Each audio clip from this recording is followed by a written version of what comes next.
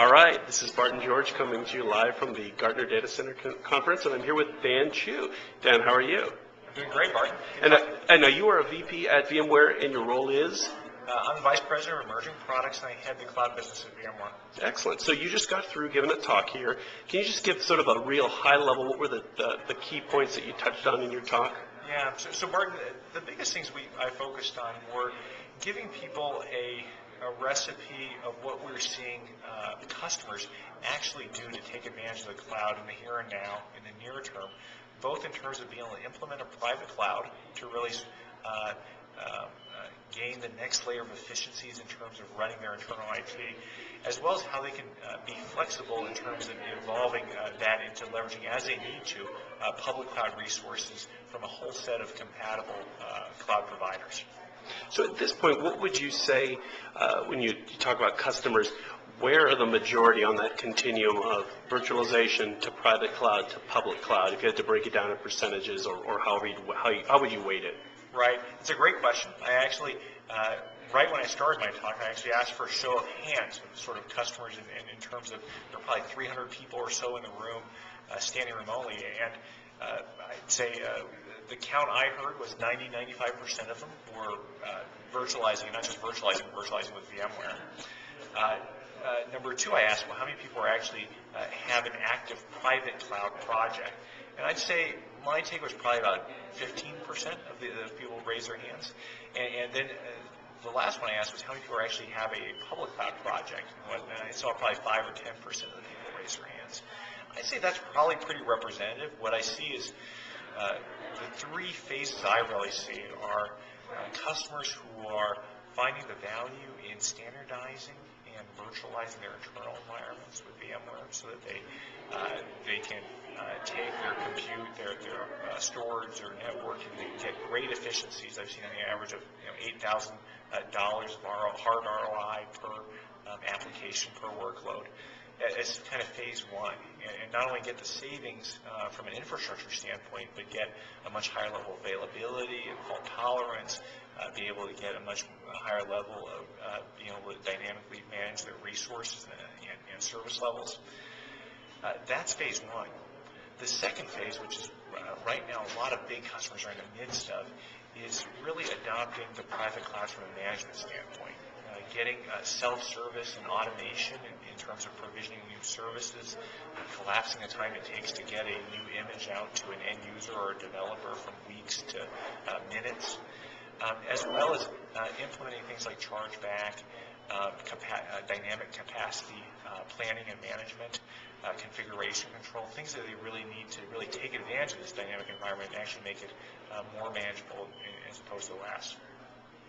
The third step that you're really alluding to, which I think a lot of customers are either experimenting in or making sure that they're future-proof and have the flexibility to build into, is being able to leverage the public clouds in a fully compatible way. And this goes all the way from the underlying platform and virtual machine container to the management APIs and the actual management consoles to make sure that they can access a whole set of compatible public clouds as opposed to just maybe a single proprietary cloud in the same way as they're accessing their private cloud resources. And so we're seeing, I think, more and more customers do that, although I think that's still more on the leading edge. And then from VMware's product portfolio, you obviously started out taking virtualization, a technology that's been around for decades, yes, and bringing it to a whole bunch of services in a whole new way with the hypervisor. And then as that has matured, you've gone on beyond that. So can you talk about the different products at a high level that you provide? Oh, sure, absolutely. And you can almost think of this in terms of phases. The company's about 11 years old. We really started with desktop virtualization, server virtualization. It really was a basic hypervisor. And I think our claim to fame was being in a very robust way, being able to allow you to efficiently consolidate a lot of different desktops on a single desktop, a lot of different servers on a single server, and be able to do that in a way that people got so much confidence in that they were actually moving to production fairly early on in the life of this company. The next thing really was moving, and this was about 7 years ago, where we really started to realize that customers, as they did this at scale with hundreds or thousands of virtual environments, that management was really important.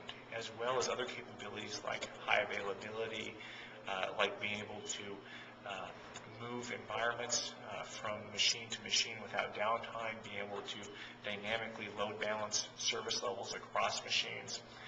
And so that higher level of management and optimization, that was really what carried the company forward, and it has really been sort of, I'd say, the second phase where people were really able to now move into production their entire data centers and really start standardizing on VMware.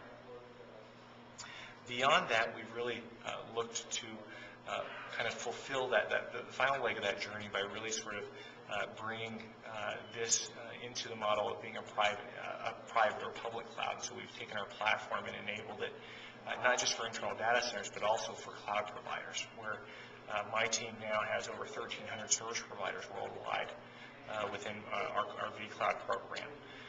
And we have people like AT&T, Verizon, Terramark, Savvis, Telefonica, as all as sort of anchor partners in that. And so you can really get compatible services, you can get self-service, you can get a fully an automated environment, again, both internally as well as externally from this whole set of service providers. And do so for your test and development, for specific solutions like disaster recovery and business continuity, so you can really apply this in a broad way to your IT. Cool. And then lastly, near the end of your talk, you brought up the Spring Source, which you recently acquired. How does that play into all this, and how do you see that developing? Yeah.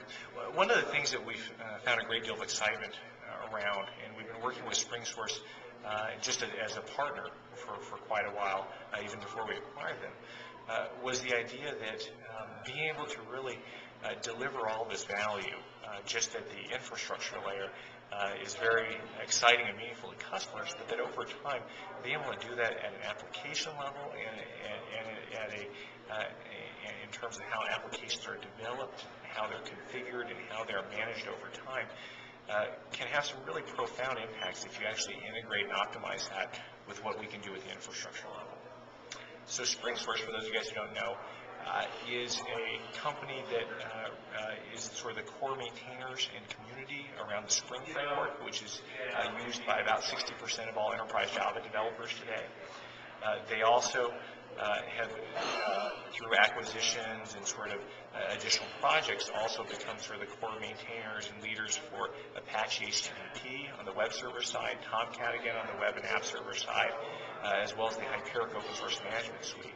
And in doing so, they've really become leaders in a couple of really key dimensions of how applications, and especially new applications, are being developed. And we think there's some really profound ways that we can optimize how customers can develop their apps, and how they optimize how they are configured, and how they are managed, and how they're optimized for service levels over time.